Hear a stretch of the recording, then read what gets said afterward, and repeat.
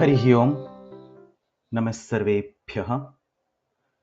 सर्वेषां तत्र भवतां भाषापाकः प्रथमः अस्मिन् वर्गे सहार्दं सविनयं स्वागतम्। मङ्गलाचरणेन वर्गस्य प्रारम्भं कुर्मः। येनाक्षरसमाम्नायम् अधिगम्य महेश्वरात् कृत्स्नं व्याकरणं प्रोक्तं तस्मै पाणिनये नमः। वाक्यकारं वररुचिं भाष्यकारं पतञ्जलिं पाणिनिं सूत्रकारं च प्रणतोऽस्मि मुनित्रयम्। सर्वेभ्यो नमस्कारः। मम नाम नीलेशः। भाषापाकः प्रथमः इत्यस्य वर्गस्य अहम् अध्यापकः अस्मि। अस्मिन् वर्गे सर्वेषां पुनः स्वागतम्। विषयस्य प्रारम्भात् पूर्वं कांश्चन बिन्दून् पीठिकारूपेण वक्तुमिच्छामि।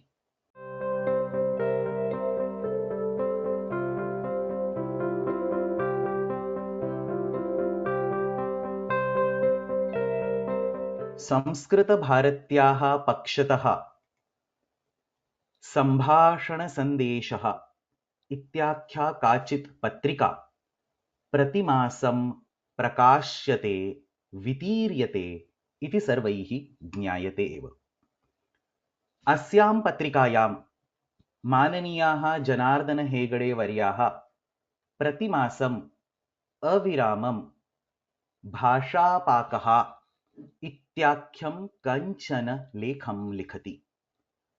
अस्य लेखस्य किं प्रयोजनम् इति चेत् तत्रैव आचार्यैः विव्रियते सामान्यव्याकरणज्ञानम् अन्तरा संस्कृतेन व्यवहारः दुश्शकः। अतः एतस्मिन् विभागे प्रतिमासं व्यावहारिकव्याकरणस्य केचन अंशाः सम्भाषणरूपेण सरलतया निरूप्यन्ते इति।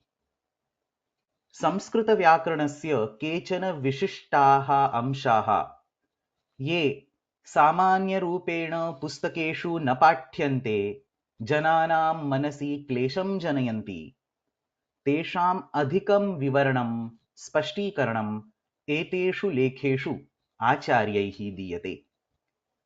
प्रतिमासम् एकः विषयः इति क्रमेण बह्वीषु सम्भाषणसन्देशपत्रिकासु अनेके विषयाः उपस्थापिताः सन्ति।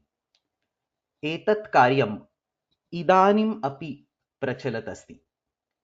एतेषाम् एव सर्वेषाम् अपि लेखानां सङ्कलनं कृत्वा संस्कृतभारत्याः पक्षतः भाषापाकः इत्याख्यानि एव 3 पुस्तकानि मुद्रितानि वर्तन्ते। प्रत्येकस्मिन् पुस्तके प्रायेण 100 लेखाः सन्ति। संस्कृतस्य सर्वेषाम् अपि छात्राणां कृते एतानि 3 अपि पुस्तकानि महते लाभाय वर्तन्ते। एतेभ्यः प्रथमे पुस्तके उपस्थापिताः विषयाः सरलाः प्रारम्भिकस्तरीयाः सन्ति। द्वितीये तृतीये च पुस्तके उपस्थापिताः विषयाः क्लिष्टाः प्रौढस्तरीयाः वर्तन्ते। एतेभ्यः 3 पुस्तकेभ्यः एव प्रथमं पुस्तकम् अधिकृत्य अस्मिन् पुस्तके विद्यमानानां लेखानां तदनुषङ्गेन केषाञ्चन सम्बन्धिनां विषयाणाम् अध्ययनम् अस्मिन् वर्गे भविष्यति। एतत् सर्वम् अपि पाठनं स्लैड्स् इति माध्यमेन भविष्यति। पुस्तके विद्यमानाः ये लेखाः सन्ति तेषां साक्षात् पठनम् अत्र वर्गे नैव भविष्यति, अपि तु वर्गे पाठस्य अध्यापनात् अनन्तरं छात्राः तान् लेखान् स्वाध्यायरूपेण पठेयुः इति अत्र अपेक्षा वर्तते। वर्गस्य अर्हतायाः विषये किञ्चित् वदामि। पुस्तके विद्यमानानां लेखानां किञ्चित् अवलोकनं क्रियते चेत् इदं स्पष्टीभवति यत् ये छात्राः संस्कृतभारत्याः शिक्षास्तरे उत कोविदस्तरे सन्ति, नो चेत् तादृशान् विषयान् पूर्वमेव अधीतवन्तः, तेषां कृते एव इयं परीक्षा नो चेत् अयं वर्गः विशेषरूपेण उपयोगी अस्ति। तद्भिन्नाः जनाः इत्युक्ते संस्कृतस्य प्रारम्भिकस्तरीयाः जनाः L1, L2, गीतासोपानम् 1, प्रवेशस्तरे ये सन्ति, परिचयस्तरे ये सन्ति, तादृशाः जनाः अत्र आगच्छन्ति चेत् तेषां स्वागतमेव, परन्तु तेषां कृते अत्र उपस्थापिताः विषयाः क्लिष्टाः भविष्यन्ति। अतः आदौ प्रवेशपरीक्षायाः L1, L2 इत्यस्य, गीतासोपानम् इत्यस्य, परिचयपरीक्षायाः एतासां सर्वासां परीक्षाणां सम्यक् अध्ययनं कृत्वा ततः एव भाषापाकः इति पुस्तकस्य अध्ययनं तादृशैः छात्रैः करणीयम्। एतत् सर्वं मया इदानीं पीठिकारूपेण उक्तम्। इदानीम् अस्माद् अनन्तरं भाषापाकः प्रथमः इति पुस्तकस्य ग्रन्थस्य विषयस्य अध्ययनं प्रारभामहे।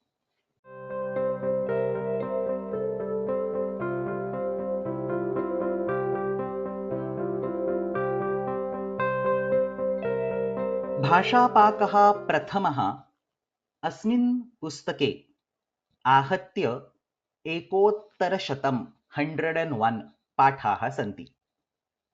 एते पाठाः 8 प्रकरणेषु विभाजिताः वर्तन्ते।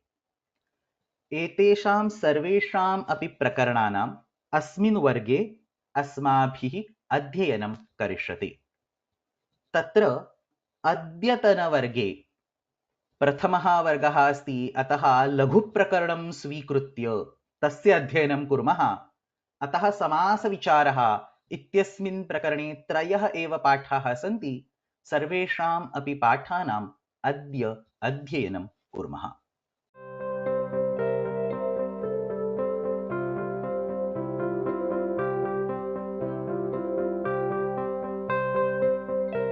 भाषापाकः प्रथमः अस्मिन् पुस्तके विद्यमानः 89तमः पाठः।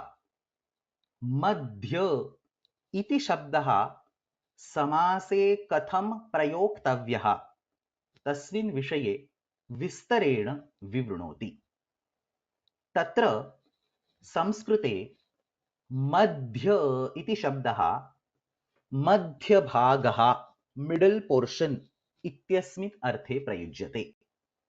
अयं शब्दः पुल्लिङ्गे अपि भवितुम् अर्हति, नपुंसकलिङ्गे अपि प्रयोक्तुं शक्यते। यथा गङ्गायाः अयं मध्यः, this is the middle of Ganga, नो चेत् गङ्गायाः इदं मध्यम् इति अपि वक्तुं शक्यते।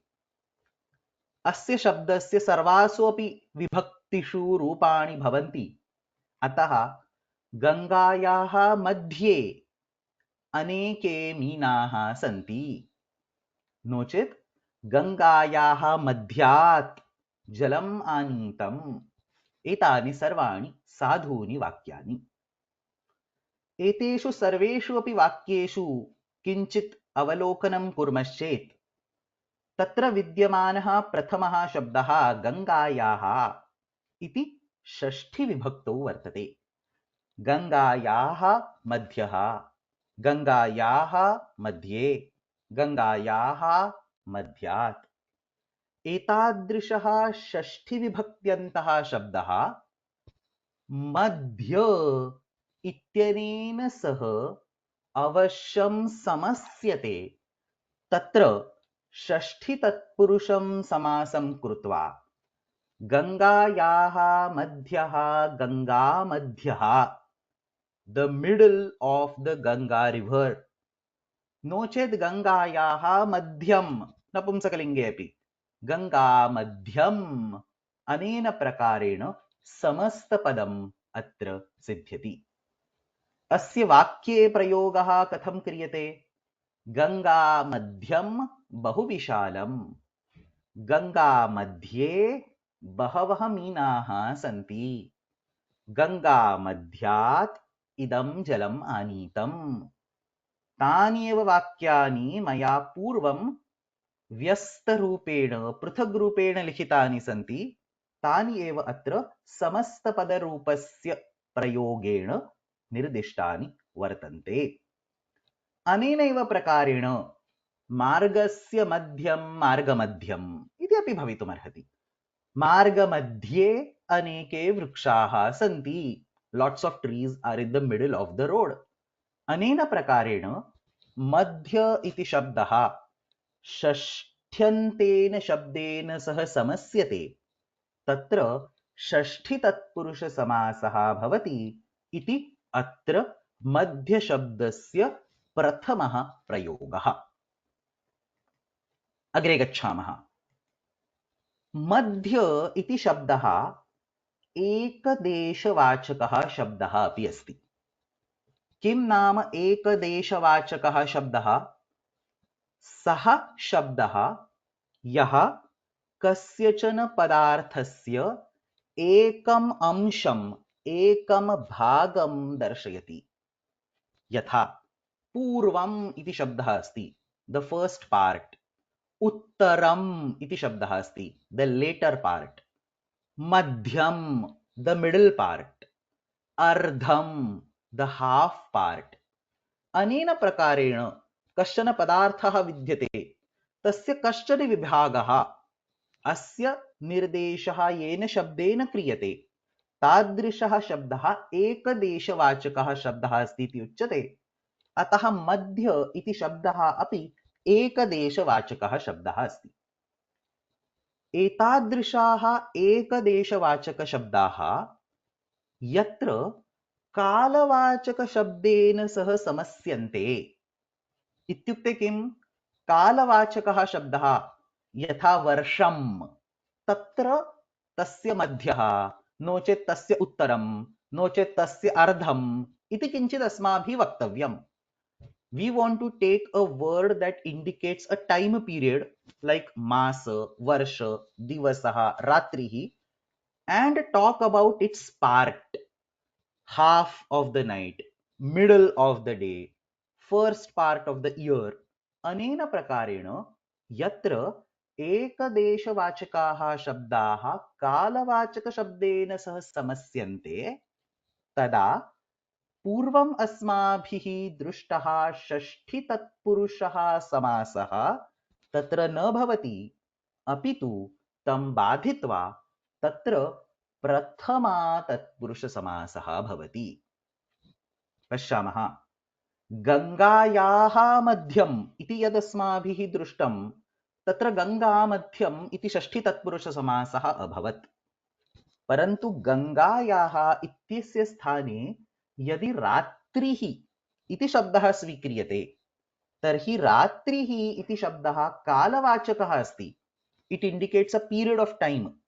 अतः तत्र पूर्वं पाठितं षष्ठी तत्पुरुष समासं बाधित्वा कश्चन अन्यः प्रथमा तत्पुरुष समासः भवति। अतः रात्रेः मध्यम् इत्यत्र रात्रिमध्यम् इति न भवति, अपितु मध्यरात्रः।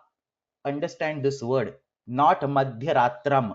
Madhyaratraha, the middle of the night, iti shabdaha siddhyati.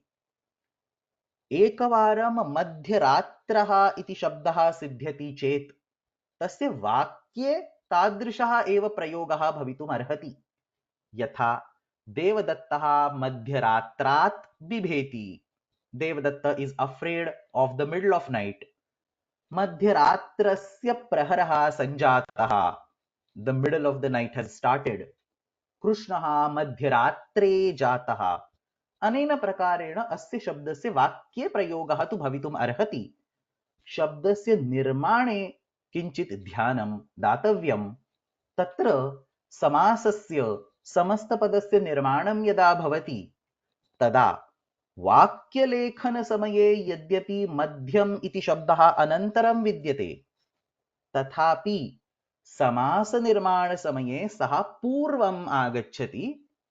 व्याकरणे अस्यैव निर्देशः पूर्वनिपातः इति शब्देन क्रियते।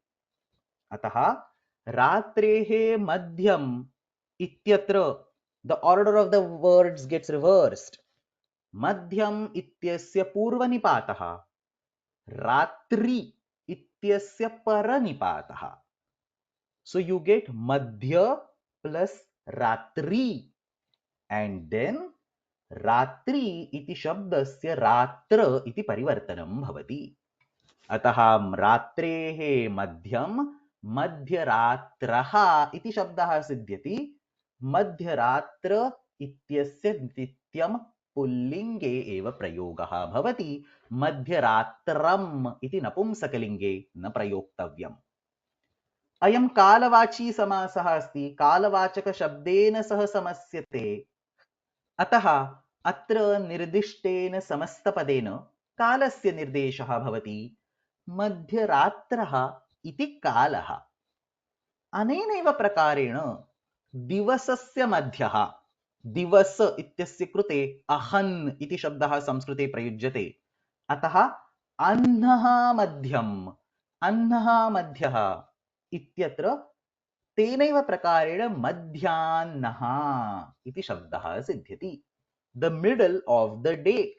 देवदत्तः मध्याह्ने भुनक्ति. अनेन प्रकारेण अत्र प्रयोगाः संगच्छन्ते. एतत् सर्वम् इत्युक्ते षष्ठी तत्पुरुष समासं बाधित्वा प्रथमा तत्पुरुष समासः इति यत् सर्वम् अस्माभिः इदानीं दृष्टं तत् केवलं कालवाचक शब्दस्य विषये एव भवति इति स्मर्तव्यम्. गंगायाः मध्यः इत्यत्र अस्य समासस्य निर्माणं न भवति. अतः गंगायाः मध्यम मार्गस्य मध्यम इत्यत्र प्रथमा तत्पुरुष समासः न करणीयः. केवलं कालवाचक शब्दैः सह एव अयं समासः करणीयः. अनेन प्रकारेण मध्य इति शब्दस्य द्वौ भिन्नौ समासौ अस्माभिः दृष्टौ. आदौ षष्ठी तत्पुरुषः, तदनन्तरं प्रथमा तत्पुरुषः. तत्र तृतीयः कश्चन अन्यः समासः अपि सम्भवति. मध्य इति शब्दः षष्ठ्यन्तेन पदेन गंगायाः मध्यम मार्गस्य मध्यम अत्रैव यदा समस्यते तदा अव्ययीभावसमासः अपि भवति. षष्ठी तत्पुरुषः समासः भवति इति तु पूर्वं दृष्टं, परन्तु इदानीम् अव्ययीभावसमासः अपि तत्र भवति. यथा गंगायाः मध्यम इत्यत्र अव्ययीभावसमासं कृत्वा मध्ये गंगम इति शब्दः सिद्ध्यति. मध्ये गंगम इति अव्ययीभावसमासेन सिद्धः शब्दः. इदम् अव्ययम् अस्ति. अस्य तादृशः एव वाक्ये प्रयोगः करणीयः. मध्ये गंगम अनेके मीनाः सन्ति. अत्र षष्ठी तत्पुरुष समासः अपि भवितुमर्हति. अतः गंगा मध्ये अनेके मीनाः सन्ति इति अपि वक्तुं शक्यते. परन्तु मध्ये गंगम अनेके मीनाः सन्ति इति अपि साधु एव. तत्र पाणिनि विरचितं किं सूत्रम् इति चेत् द्वितीयाध्यायस्य प्रथमे पादे 18 सूत्रं पारे मध्ये षष्ठ्या वा इति सूत्रम् अस्ति. वस्तुतस्तु पाणिनेः सूत्राणाम् अध्ययनं भाषापाकः प्रथमः इत्यस्य छात्राणां कृते न आवश्यकम्. तथापि युष्माकं पुस्तके कुत्रचित् केषुचन स्थलेषु केवलं सूत्रस्य संख्या तथा सूत्रम् इत्येव निर्दिष्टमस्ति. अतः तत्र केवलं सूत्रं मया स्लाइड मध्ये दर्शितमस्ति. अस्य सूत्रस्य कः अर्थः इति किमपि नावश्यकं. केवलं मध्य इति षष्ठ्यन्तेन शब्देन सह अव्ययीभावसमासः केन सूत्रेण सिद्ध्यति इति एक अंकात्मकः प्रश्नः पृच्छते चेत् पारे मध्ये षष्ठ्या वा इति तत्र सूत्रम् इति लेखनीयम्. अत्र परिवर्तनं कथं भवति इति चेत् मध्य इति शब्दस्य अत्रापि पूर्वनिपातः भवति. पूर्वनिपाते कृते तस्य एकारादेशः अपि भवति। मध्य इत्यस्य मध्ये इति परिवर्तनं भवति। अनेन प्रकारेण मध्ये गङ्गम् इति शब्दः सिद्ध्यति। अव्ययीभावसमासेन निर्मितम् इदं पदम् अनेन अव्ययस्य निर्माणं भवति। अतः मध्ये गङ्गम् इत्येव शब्दः सर्वत्र प्रयोक्तव्यः। तत्र तस्य मध्ये गङ्गं, मध्ये गङ्गे, मध्ये गङ्गानि इति रूपाणि न भवन्ति। अव्ययीभावसमासेन अव्ययस्य निर्माणं भवति। अतः अव्ययसदृशः च अपि इत्येतेषां रूपाणि न भवन्ति। तथैव अस्य शब्दस्य अपि तादृशः एव सामान्यरूपेण प्रयोगः करणीयः। तत्र केचन अपवादाः सन्ति, परन्तु तत्सर्वम् इदानीं त्यजामः। अतः अत्र अस्मिन् पाठे संक्षेपरूपेण अस्माभिः किं दृष्टम् इति चेत् गङ्गायाः मध्यं गङ्गामध्यम् इति षष्ठीतत्पुरुषसमासः भवितुम् अर्हति। नो चेत् गङ्गायाः मध्यं मध्ये गङ्गम् इति अव्ययीभावसमासः भवितुम् अर्हति। नो चेत् कालवाचकशब्दः विशेषरूपेण अस्ति चेत् रात्रेः मध्यं मध्यरात्रः इति प्रथमा तत्पुरुषसमासः अपि भवितुम् अर्हति। अनेन प्रकारेण मध्य इति शब्दस्य त्रिभिः प्रकारैः समासः सम्भवति इति अत्र अस्मिन् पाठे बहुभिः उदाहरणैः सह निर्दिष्टं स्पष्टीकृतं वर्तते। अत्रैव भवतां भाषापाकः प्रथमः इत्यस्मिन् पुस्तके विद्यमानः 89तमः पाठः समाप्तः।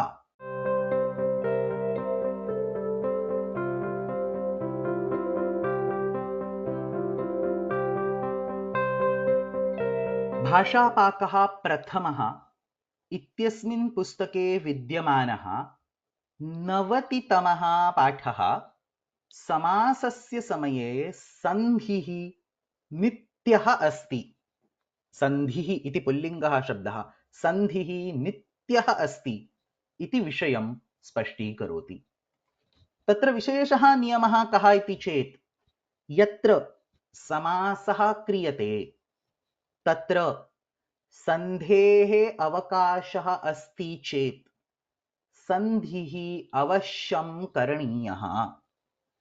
Doing a sandhi inside a samasa is not optional. Sandhim vina समासः सम्पूर्णरूपेण न सिद्ध्यति इत्यस्यैव स्पष्टीकरणार्थं पुस्तके कानिचन उदाहरणानि अपि दत्तानि वर्तन्ते। सामान्यरूपेण समयः कः इति पृच्छामश्चेत् 11:30 इति वयं ब्रूमः। तत्र वस्तुतः सन्धिः भवेत्। 11:30 इति समासः अस्ति। समासस्य समये सन्धिः नित्यः। अतः 11:30 सार्ध प्लस् 11 11:30 इति तत्र शब्दः सिद्ध्यति। तादृशस्य एव शब्दस्य प्रयोगः करणीयः। अनेनैव प्रकारेण सन्धिसमास आदयः इति न वक्तव्यं। तत्र समासः अस्ति, सन्धिसमासादयः इति तत्र सन्धिः अपि अवश्यं भवति। कति अङ्कान् प्राप्तवान्? 81 इति न वक्तव्यम्, 81। यथा इच्छं करोतु इति न वक्तव्यम्। तत्र समासः अस्ति, इच्छाम् अनतिक्रम्य यथेच्छं। समासे कृते सन्धिः नित्यः करणीयः, यथेच्छम् इति भवति। पादोन अष्टवादनम् इति अनुचितं, पादोनाष्टवादनम् इति लेखनीयम् इति वक्तव्यं च। यत्र समासः नास्ति, यथा इति, अपि, इति, अत्र, तादृशेषु स्थलेषु सन्धिः भवन्तः इच्छन्ति चेत् कर्तुं शक्यते, नो चेत् त्यक्तुमपि शक्यते। परन्तु यत्र समासः अस्ति तत्र अवश्यं सन्धिः करणीयः इति अत्र आशयः। इदानीं समासः यदा क्रियते तदा प्रायेण शब्दाः दीर्घाः भवन्ति. You can construct long words by combining multiple small words through a samasa. So समासः क्रियते चेत् शब्दाः दीर्घाः भवन्ति. एतादृशानां दीर्घशब्दानाम् उच्चारणं लेखनं कुत्रचित् क्लेशाय भवेत्. अतः केषुचन स्थलेषु समासे कृते अपि सन्धिं विना डैश हाइफन इत्यस्य प्रयोगं कृत्वा शब्दः लिख्यते. यथा सार्धैकादशवादनम् इत्यस्य स्थाने सार्ध हाइफन एकादशवादनम् इति लिख्यते. पादोनाष्टवादनम् इत्यस्य स्थाने पादोन हाइफन अष्टवादनम् इति लिख्यते. एतादृशं लेखनं केवलं स्पष्टता प्रतिपत्त्यर्थम् अस्ति. The hyphen over there indicates that this is actually a samasa and sandhi should happen, परन्तु छात्राः प्रारम्भिकस्तरीयाः सन्ति, तेषाम् अवगमने क्लेशः न भवेत् इति हेतुना तत्र सन्धिः न कृतः अस्ति. अतः तस्य स्थाने हाइफन इति निर्दिष्टम् अस्ति. So this is somewhat a modern convention that if there are long words and if you do not want to do a sandhi, especially in the writing, you can add a hyphen. That hyphen should not be spoken. पादोन hyphen अष्टवादनम् इति न वक्तव्यम्.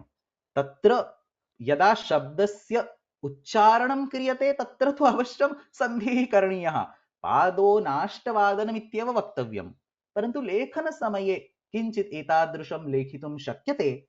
केवलं स्पष्टता प्रतिपत्त्यर्थम् एतादृशं लेखनम् अस्ति. अतः प्रारम्भिकस्तरे न दोषाय, but that convention of hyphen should always be remembered. अनेन प्रकारेण यत्र समासः क्रियते तत्र सन्धिः अवश्यं करणीयः. यत्र दीर्घः शब्दः अस्ति तत्र शक्यं चेत् सन्धिः करणीयः, परन्तु शक्यं नास्ति चेत् हाइफन इत्यस्य प्रयोगं कृत्वा लेखितुं शक्यते इति सर्वम् अस्मिन् पाठे आचार्यैः स्पष्टीकृतम् अस्ति. अत्रैव भवतां पुस्तके विद्यमानः 90तमः पाठः समाप्तः.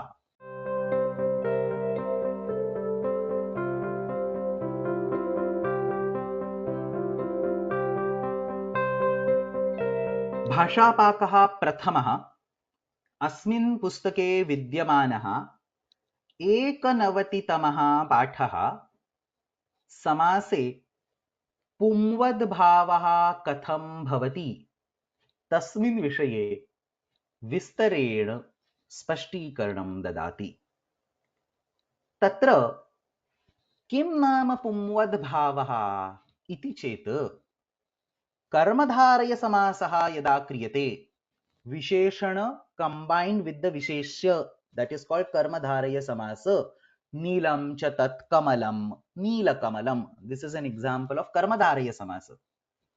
नो चेत् बहुव्रीहि समासः यत्र क्रियते, पीतम् अम्बरं यस्य सः पीताम्बरः. So a third entity is being represented, that is called बहुव्रीहि समास. यत्र कर्मधारयसमासः क्रियते, बहुव्रीहि समासः वा क्रियते, तत्र पूर्वपदं, द फर्स्ट पद, यदि स्त्रीलिंगे वर्तते तर्हि तस्य पुल्लिंगे परिवर्तनं भवति. दिस इज कॉल्ड पुंवद्भाव. किम् उदाहरणं? कर्मधारयसमासस्य उदाहरणमादौ पश्यामः. दीर्घा रज्जुः, अ लॉन्ग रोप इत्यत्र कर्मधारयसमासः यदा क्रियते तदा दीर्घा इति पूर्वपदं तस्य पुल्लिंगे परिवर्तनं भवति. इत्युक्ते आ इत्यस्य निष्कासनं कृत्वा दीर्घ इति अवशिष्यते, तस्यैव प्रयोगः भवति. दीर्घरज्जुः इति उच्यते. नवमी कक्षा, 9th स्टैंडर्ड, तत्र नवम कक्षा इति उच्यते. अनेन प्रकारेण पूर्वपदस्य पुल्लिंगे परिवर्तनं भवति. अस्यैव नाम पुंवद्भावः इति।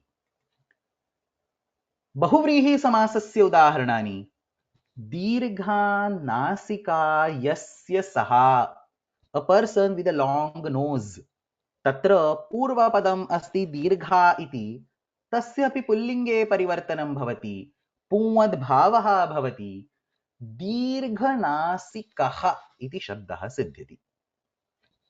Now observe this, अत्र वस्तुतः द्वयोः पदयोः पुल्लिङ्गे परिवर्तनमस्ति।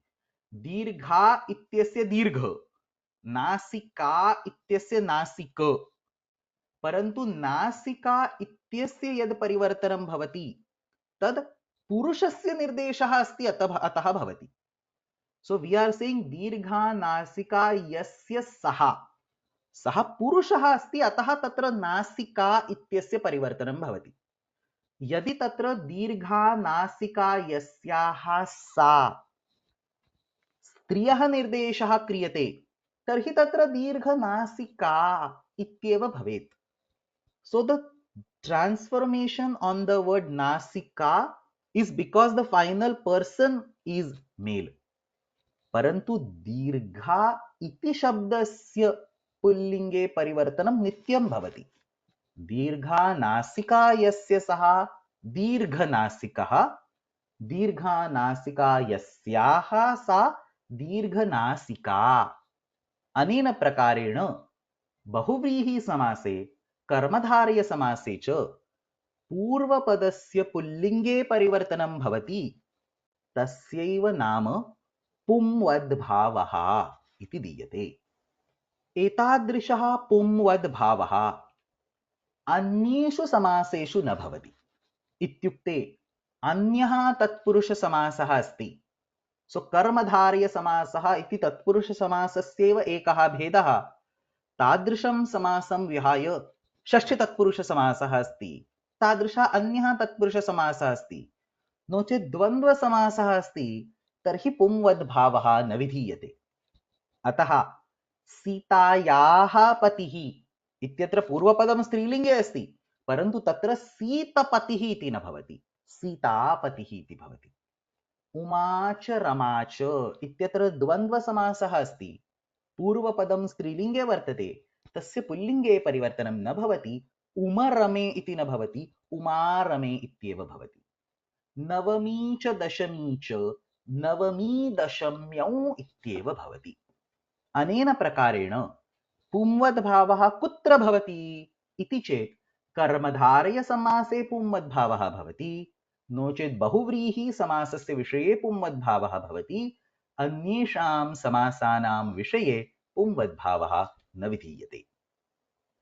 तत्र कर्मधारय समासस्य विषये अपि एकः अपवादः अस्ति।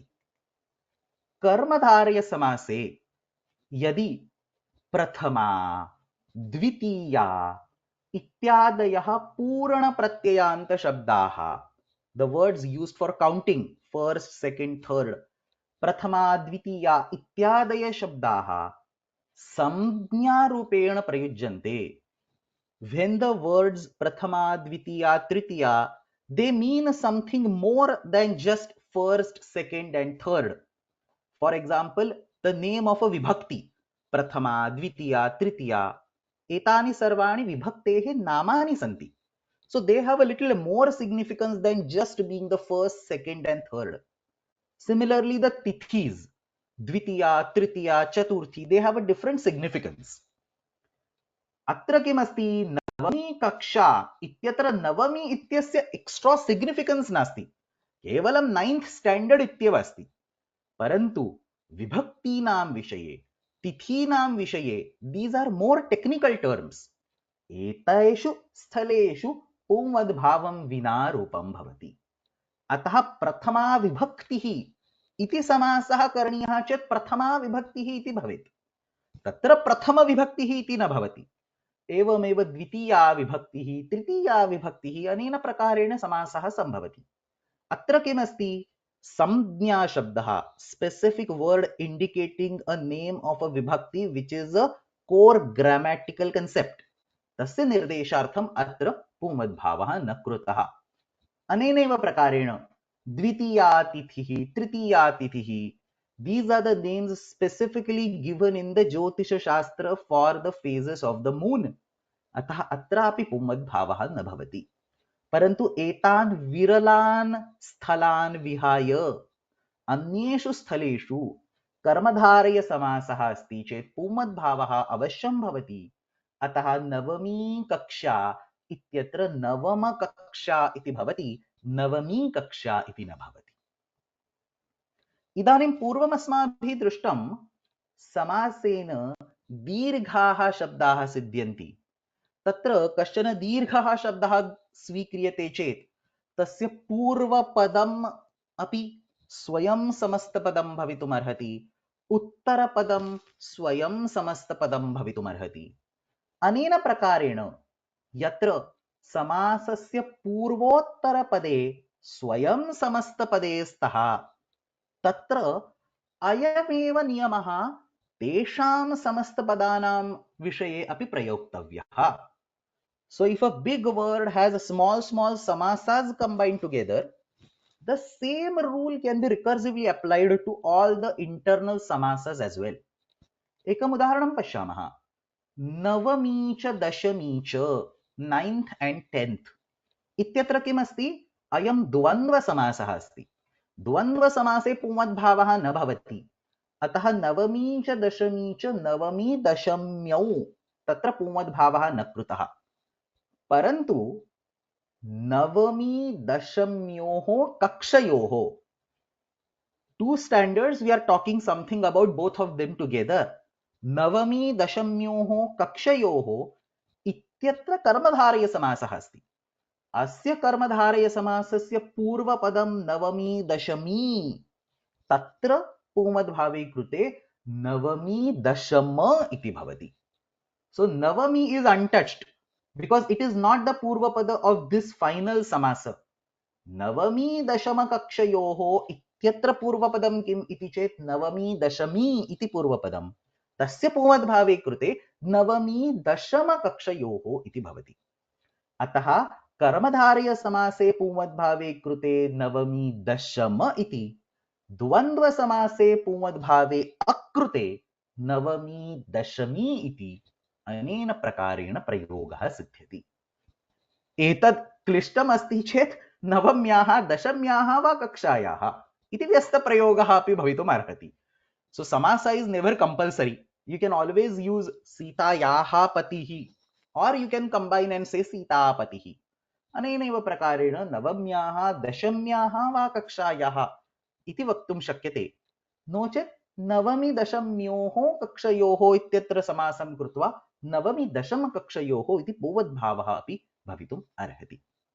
अनेनैव प्रकारेण कानिचन अन्यानि उदाहरणानि. पंचम षष्ठ कक्षयोः इति न भवति. So there is an inaccurate पुंवद्भाव done in पंचम. पंचमी च षष्ठी च इत्यत्र द्वन्द्व समासे कृते पुंवद्भावः न, अपितु पंचमी षष्ठ्योः कक्षयोः तत्र पुंवद्भावे कृते षष्ठी इत्यस्य षष्ठ इति भवति. अतः पंचमी षष्ठ कक्षयोः. नो चेत् व्यस्तप्रयोगे पंचम्याः कक्षायाः षष्ठ्याः कक्षायाः इति प्रयोगः अपि साधुत्वं प्राप्नोति. एवमेव प्रथम द्वितीय पंक्त्योः इति न वक्तव्यम्. प्रथमा द्वितीय पंक्त्योः. एकादश द्वादश बालिकयोः इति न वक्तव्यम्. एकादशी द्वादश बालिकयोः. अनेन प्रकारेण युष्माकं पुस्तके पुंवद्भावस्य विषये कानिचन इतोपि उदाहरणानि दत्तानि वर्तन्ते. एतादृशम् अस्मिन् पाठे समासे कर्तव्ये पुंवद्भावः कुत्र भवति, पुंवद्भावः कुत्र न भवति, तथा च तत्र दीर्घः समासः अस्ति चेत् पुंवद्भावस्य चिन्तनं कथं करणीयम्, एते सर्वेपि विषयाः क्रमेण उपस्थापिताः सन्ति. अत्रैव भवतां पुस्तके विद्यमानः 91तमः पाठः समाप्तः. अपि च अत्र भाषापाकः प्रथमः अस्मिन् पुस्तके विद्यमानं समासविचारः इति पाठत्रयात्मकं प्रकरणं अपि समाप्तम्।